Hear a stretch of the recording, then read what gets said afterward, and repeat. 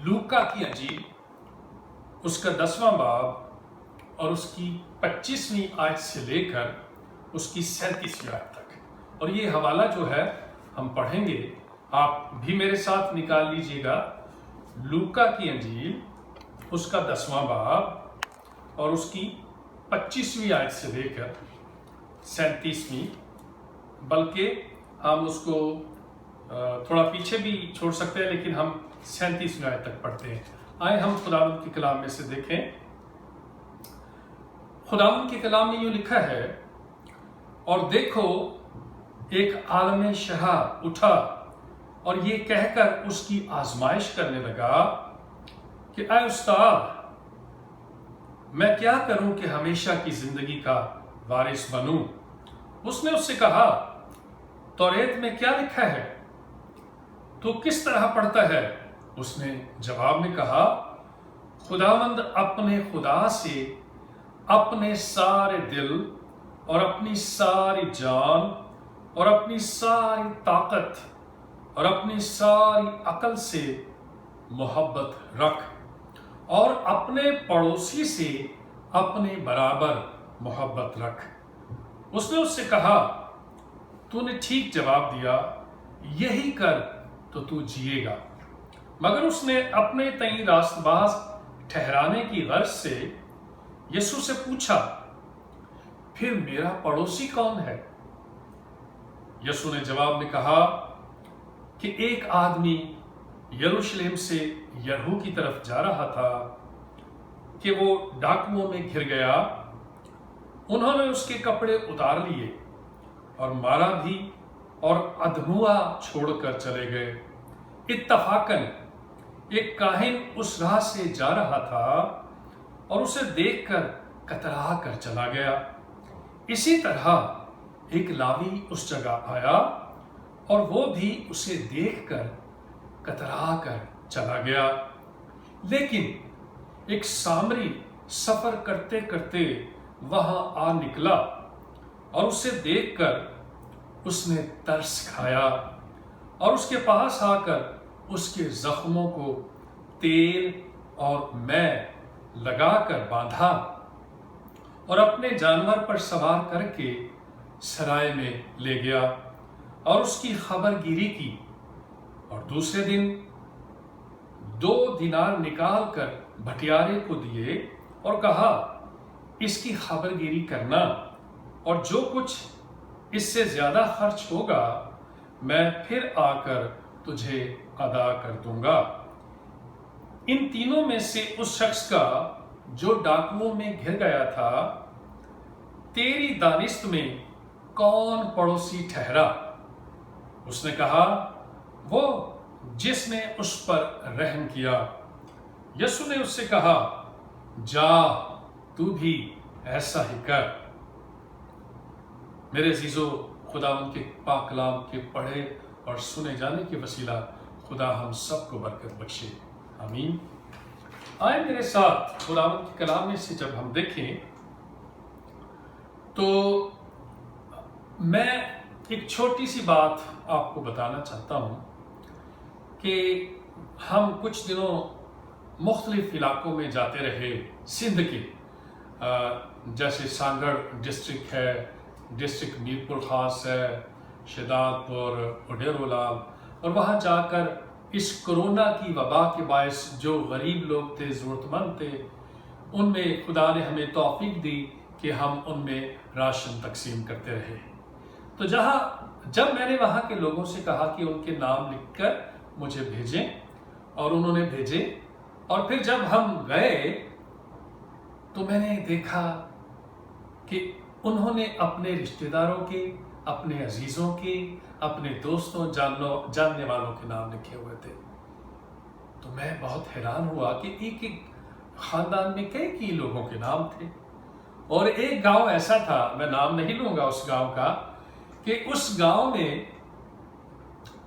लोगों ने दूसरे गांव से जो रिश्तेदार थे अपने, वो बुला लिए हुए थे कि आज हम उनको राशन देंगे। मेरे अजीजों, यीशु मसीह यहाँ पर ये इस सवाल का जवाब देता है कि हमारा पड़ोसी कौन है। हाँ, हमारे वो भी हमसाए हैं जो हमारे साथ रहते हैं, हमारे मोहल्ले में रहते हैं, और जो हमारे दोस्त अहबाब हैं वो भी हमारे हमसाए हैं, वो भी ज़रूर हैं। लेकिन असल में हमसाया कौन है? तो ये खुदावंद यीशु मसीह यहाँ पर इस हवाले में इस शरा के आलम को जवाब देता है। ये देखिए, ये शरा का आलम है, ये एक उस्ताद है, ये बहुत कुछ जानता है, लेकिन वो यीशु के पास जब आता है तो सवाल पूछता है, मेरा पड़ोसी कौन है? तो यीशु उसको ये जवाब नहीं देता कि कौन है। तो यीशु उससे जब पूछता है कि तू बता, तो वो इस्तिस्ना छठा बाब और उसकी चौथी और पांचवी आयत जो है वो बताता है। खास तौर पर पांचवी आयत, वहां लिखा है ना, इब्रानी में हम कहते हैं शमा ओ इस्राइल, आए इस्राइल सुन। तो वहां लिखा है पांचवी आयत में, तो अपने सारे दिल, अपनी सारी जान और अपनी सारी ताकत और अपनी सारी अकल से खुदावंद अपने खुदा से मोहब्बत कर। वो कहता है ये सबसे बड़ा हुक्म है। और दूसरा बड़ा हुक्म है, अपने हमसाया से अपनी मानिद मोहब्बत रख। तो जब वो ये कह चुकता है तो फिर वो खुदा यीशु मसीह खुश होके उनसे कहते हैं, हाँ जा और ये काम कर। तो वो फिर आजमाने के लिए पूछता है, तो मेरा पड़ोसी कौन सा है उस्ताद? तो खुदा यीशु मसीह फिर उनको ये तमसील, नेक सामरी की तमसील देते हैं। ये जो टॉपिक है इसे हम नेक सामरी भी कह सकते हैं, और ये टॉपिक जो है इसे हम रयाकार काहिन या लावी भी कह सकते हैं, या रयाकार लोग और नेक सामरी, कुछ भी टॉपिक में हम दे सकते हैं। लेकिन इस टॉपिक का नाम ये भी हो सकता है मजमून का कि हकीकत में मेरा पड़ोसी कौन है। असल में सवाल ये उसने पूछा तो था, यीशु ने दूसरे एंगल से जवाब दिया। अब हम देखते हैं कि ये जो आदमी था ये वहां पर अधमुआ पड़ा है, डाकुओं ने, लूटने वालों ने इसको लूटा और मारा है, और उसकी वो हाय हाय कर रहा होगा, वो वहां पड़ा हिलता होगा और हाय हाय करता होगा, उठा भी नहीं जाता होगा। अब याद रखें, यहां लिखा है कि वो यरूशलेम से यरीहो की तरफ जा रहे थे। जब हम देखते हैं यरूशलेम, तो यरूशलेम एक पहाड़ी मुकाम पर है, और वो पहाड़ी जो है वो पहाड़ तकरीबन 2700 फीट सतह समुंदर से बुलंद है। और जहां नीचे यरीहो में वो जा रहे हैं, ये सामने भी जा रहा है, वो है तकरीबन 820 फीट सतह समुंदर से भी नीचे है, और ये तकरीबन फासला बनता है 3500 फीट की बुलंदी बनती है। वहां से वो नीचे आ रहे हैं, और जब वहां से नीचे आ रहे हैं तो ये जो वादी है, वादी यरीहो, ये बड़ी जरखेज वादी थी। अगर आप पुराने अहदनामे में जाएं तो वहां इसके बारे में जिक्र है। इस्तिस्ना 34 बाब की 3री आयत में लिखा है, वादी यरीहो जो हरमोन का शहर है, और इसे खजूरों का शहर भी कहा जाता था। कुजात 3:13 में अगर आप पढ़ें तो वहां भी इसके लिए खजूरों का शहर लिखा हुआ है, और कहा जाता था 1000 खजूरों का शहर। और अगर आप कुजात में चले जाएं और उसके पहले बाब की 16वीं आयत में पढ़ें तो वहां भी इसका जिक्र आता है, खजूरों का शहर। और दूसरी तवारीख उसके 28 बाब की 15वीं आयत पढ़ें तो वहां लिखा है, गधों पर चढ़कर खजूर के दरख्तों के शहर यरीहो में उनके भाइयों के पास पहुंचा दिया। ये शहर बड़ा जरखेज था, और यहाँ पर हेरोदिस बादशाह का महल था। सर्दियों में बड़ा मरतूब मौसम होता था, और वो सर्दियाँ यहाँ गुजारता। बड़ी अच्छी जगह थी ये यरीहो जो था, फसलें बहुत अच्छी होती थी वहाँ। लेकिन ये जो यरूशलेम से यरीहो का रास्ता था, یہ بڑا خطرناک تھا، یہ بڑا خطرناک راستہ تھا، یہاں لوگوں کو لوٹ لیا جاتا تھا، اور ویسے بھی سنگلاخ چٹانیں جو تھی ان کے اندر سے ہو کر یہ راستہ آتا تھا، خطرناک راستہ۔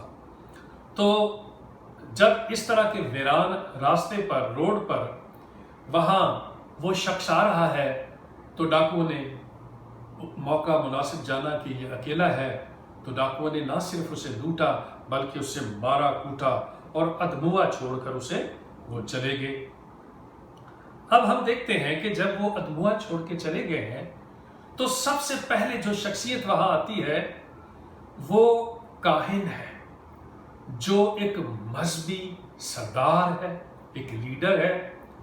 وہ جب وہاں سے گزرتا ہے تو وہ اس کو ہائے ہائے کرتے سنتا ہے، دیکھتا ہے کہ اس سے بڑی مشکل سے ہلا جا رہا ہے، ادموا سا ہے، لیکن وہ لکھا ہے کترا کر وہاں سے نکل گیا۔ پھر اس کے بعد لاوی آئے، اور لاوی نے بھی بالکل ایسا کیا کہ اس شدید زخمی شخص کی کوئی مدد نہیں کی، بلکہ وہ بھی کترا کر وہاں سے گزر گیا۔ حالانکہ شریعت کی تعلیم ہے یہ کہ اگر کوئی ضرورت مند ہے تو اس کی ضرورت کو پورا کرے، اور یہ جو کاہن اور لاوی ہیں یہ دوسروں کو سکھا رہے ہیں اور دوسروں کو سکھاتے ہیں۔ آج کل شاید ہمارے یہاں بھی ایسے ہوتا ہے، بہت سارے ایسے لوگ ہیں جو دوسروں کو بڑی بلند بانگ آوازوں میں کلام سناتے ہیں، اور کئی دفعہ وہ بہت بڑے نعرے لگاتے ہیں اور بہت سی وہ بلند بانگ باتیں کرتے ہیں، لیکن ان کی شخصی زندگی جو ہے وہ اس کاہن اور لاوی کی مانند ہوتی ہے، جو عملی طور پر اس کی مدد نہیں کر رہے جس ادموئے شخص کو ان کی ضرورت تھی۔ تو ہم یہاں دیکھتے ہیں کہ تیسرا شخص جو وہاں سے گزرتا ہے وہ ایک ایسا شخص ہے جو سامری ہے۔ اور اگر میں سامریوں کے تعلق سے آپ کو بتاؤں تو آپ حیران رہ جائیں گے کہ سامری لوگ جو ہے ان کو یہودی بہت برا سمجھتے تھے، ان سے نفرت کرتے تھے سامریوں سے، اور وہ جو سامری لوگ تھے وہ سمجھتے تھے کہ یہ بدعتی لوگ ہیں۔ سامری آئے کہاں سے؟ میں آپ کو تھوڑا سا اس کی تاریخ بتاتا ہوں۔ تقریباً 722 قبل از مسیح کے آنے سے 722 سال پہلے، جب اسرائیل 2 حصوں میں بٹ چکی تھی، 10 قبیلے شمالی سلطنت کہلاتی تھی اور 2 قبیلے جو تھی وہ جنوبی سلطنت۔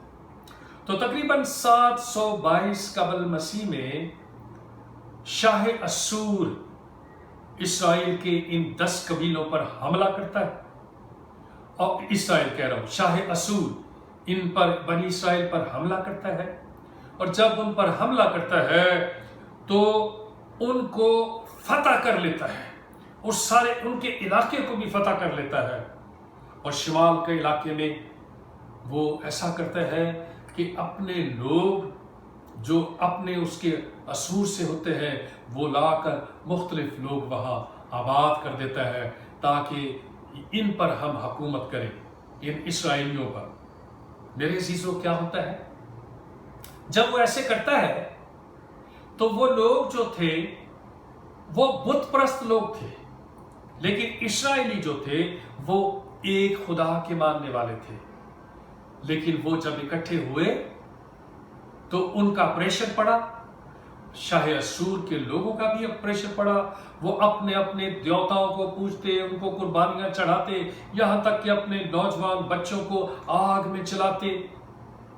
تو یہی رنگ جو ہے وہ ان 10 قبیلوں پر، اسرائیل پر چڑھ گیا، شمالی ریاست پر، اور وہ لوگ ان میں گڈ مڈ ہو گئے، یہاں تک کہ ان کے ساتھ شادیاں کرنے لگے، اور ان میں فرق کم ہو گیا۔ اور وہ لوگ جب اس طرح کرتے ہیں تو وہ لوگ حالانکہ اپنی عبادت بھی کرتے تھے، حالانکہ اپنی ہیکل تھی ان کی۔ اگر آپ یوحنا 4 باب میں جائیں تو وہاں وہ یسوع مسیح سے سامری عورت کہتی ہے کوہ گرزیم پر وہ ہیکل ہے जहां हम इबादत करते हैं, लेकिन साथ में वो बुतों की और इनके बाल के दूसरों की भी परस्तिश करते रहे। आज भी कई लोग ऐसे करते हैं, वो यीशु के साथ भी चलते हैं और उसके अलावा इस दुनिया में भी चलना चाहते हैं। वो इबादत भी करना चाहते हैं, लेकिन दुनिया को भी नहीं छोड़ते, दुनिया के लालच को भी नहीं छोड़ते, दुनिया की शोहरत, इज्जत के पीछे भी जाते हैं। कभी कभी ऐसे लोग भी होते हैं जो दोनों तरफ यस मैन होते हैं। पुराने वक्तों में जब लोग मसीही हुए ना, तो उस वक्त भी ऐसे हुआ। वो हिंदुओं से हमारे जब आबा और अजदाद मसीही हुए, तो उन्होंने क्या किया, उन्होंने एक तरफ तो यीशु की तस्वीर लगा दी और दूसरी तरफ बाले शाह का एक कोना रखा हुआ था। तो कई बुजुर्ग कहते हैं, सदके जावा यीशु ते बारी जावा बाले शाह तो, नाराज किसी ने नहीं करना। और ये हाल सामरियों का था। वो सामरी जो थे वो उनमें गड़बड़ हो गए, लेकिन ये सामरियों के पास मूसा की तौरेत थी, जिसे समैरिटन पेंटाट्यूक कहा जाता है, वो उसे पढ़ते थे। तो इस तरह ये सामरी लोग जो थे ये बदनाम हो चुके थे, लेकिन सामरियों में से बहुत सारे लोग दिल से हैकल जाते और दिल से वो खुदा की परस्तिश करते थे और वो तौरेत पर अमल करना चाहते थे। लेकिन फिर भी यहूदी उनसे नफरत करते थे और यहूदी कहते थे ये तो काफरों की मानिद है। उनके बर्तनों में पानी भी नहीं पीते थे, टच नहीं करते थे, हाथ नहीं लगाने देते थे उनको, इस तरह। लेकिन यहां क्या देखते हैं हम कि ये सामरी शख्स काहिन जा चुका है कतरा कर, लावी जा चुका है कतरा कर, लेकिन ये शख्स जो है ये वहां पहुंचता है तो वहां जाते ही सबसे पहले उसके पास जाता है और उस अधमोए शख्स को वो जल्दी से मैल और तेल निकाल कर उसके जख्मों को साफ करता है, उस पर मैल लगाता है। मैल जो है वो इन्फेक्शन नहीं होने देती, तेल और मैल डिसइंफेक्टेंट है, और वो उसको अच्छी तरह साफ सुथरा करके अपने जानवर पर बिठाता है और वो उसको सराय में लेकर चला जाता है। और सराय में सिर्फ लेकर नहीं जाता, सराय में जाकर वो उसके पास सारी रात रहता है, उसकी खबरगिरी करता रहता है, और जब देखता है कि इसकी हालत खतरे से बाहर है तो फिर दूसरे दिन वो मालिक जो सराय का था बटियारे को वो 2 दिनार देता है और कहता है कि मैं कुछ दिनों के बाद वापस आऊंगा, मैं तुझे ये जिम्मेदारी सौंपता हूं, पैसे ले और मेरी इस अजीज की खबरगिरी कर। और वो 2 दिनार जो थे वो तकरीबन 24 दिन के खाने के लिए काफी होते थे उस जमाने में, 2 दिनार, और वो उसको देके चला जाता है। लेकिन साथ में वो कहता है कि भाई अगर ये कम पड़े तो फिक्र नहीं करना, मैं जब वापस आऊंगा तो फिर जो खर्च ऊपर हुआ होगा वो भी आकर तुझे अदा कर दूंगा। काहिन लावी जो शरा के आलम थे, लावी वो थे जो हैकल में खिदमत करते थे, लावी का कबीला, और उन्हीं में से काहिन होते थे जो हारून की नस्ल से होते वो। और एक तरफ ये सामरी है, उसने क्या किया, उसके हवाले किया और कहा मैं आऊंगा और मैं आकर जो कुछ इजाफी होगा वो अदा कर दूंगा।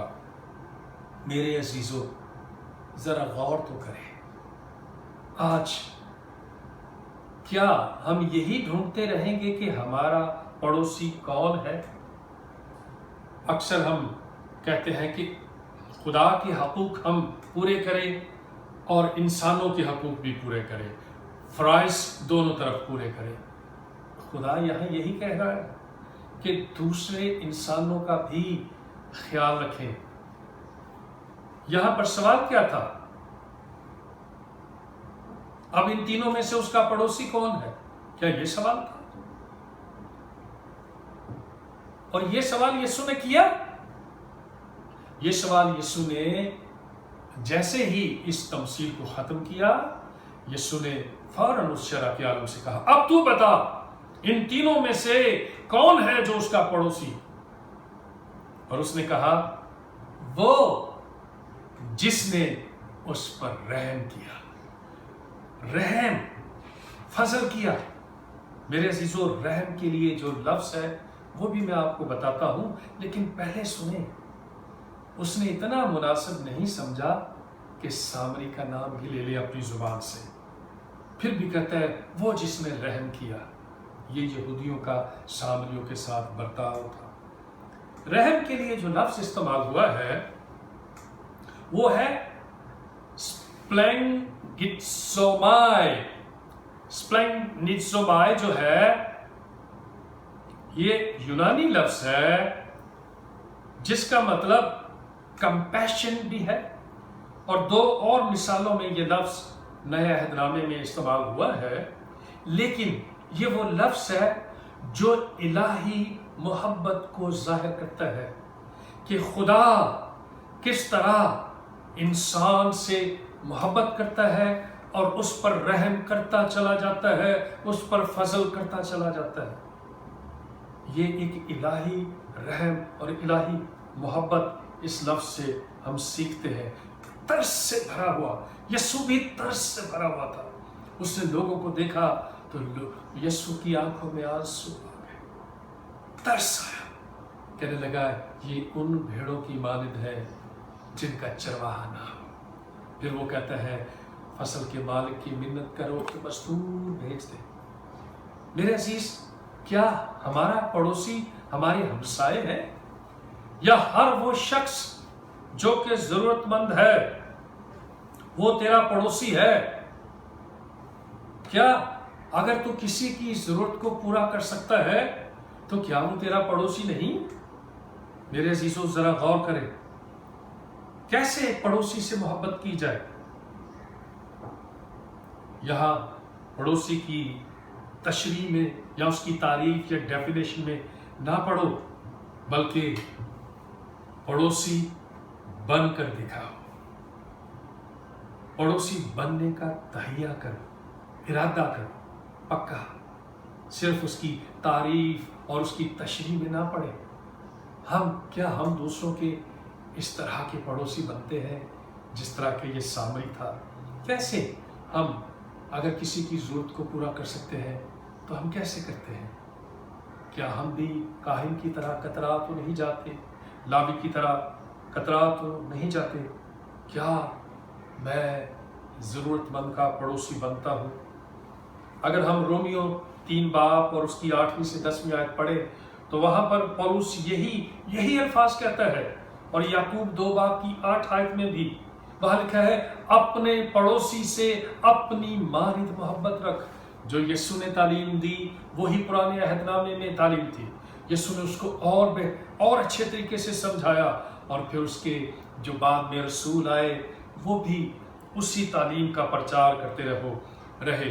अगर हम गलतियों उसके 5वें बाब की 14वीं आयत में पढ़े तो वहाँ लिखा है क्योंकि सारी शरीयत पर एक ही बात से पूरा अमल हो जाता है, यानी इससे कि तू अपने पड़ोसी से अपनी मानिंद मोहब्बत रख। ये है बात, सारी शरीयत का दारोमदार इस पर है। अगर कहा जाता है खून न करना, चोरी न करना, किसी के खिलाफ झूठी गवाही न देना, तो अगर आप अपने पड़ोसी से मोहब्बत रखेंगे आप किसी के खिलाफ झूठी गवाही देंगे नहीं, आप किसी का खून करेंगे नहीं। यानी ये मरकजी हुक्म है। मेरे अजीज, बता कि क्या आज मैं एक सच्चा पड़ोसी हूं? ये ना कहूं कि पड़ोसी कौन है, ये कहें कि क्या मैं सच्चा शख्स हूं जो पड़ोसी बनकर एक जरूरतमंद की मदद करता हूं। आए आज अपनी जिंदगी पर गौर करें। आए जरा देखें, खुदावंद यीशु मसीह आपको बरकत देना चाहता है, वो आप पर फजल करना चाहता है। वो चाहता है कि उसकी बरकत के दरवाजे खुले। इसलिए कुलिया ये है, दिया करो तो तुम्हें भी दिया जाएगा। किसी ज़रूरतमंद की ज़रूरत को रूहानी तौर पर भी पूरा करना है, नफ्सियाती तौर पर भी पूरा करना है, और अगर माली तौर पर, जिस्मानी तौर पर या किसी तौर पर भी کوئی ضرورت کسی کے سامنے آتی ہے تو ہم نے نیک سامری کی طرح اچھا پڑوسی بننا ہے۔ خدا یسوع آپ کو برکت دے۔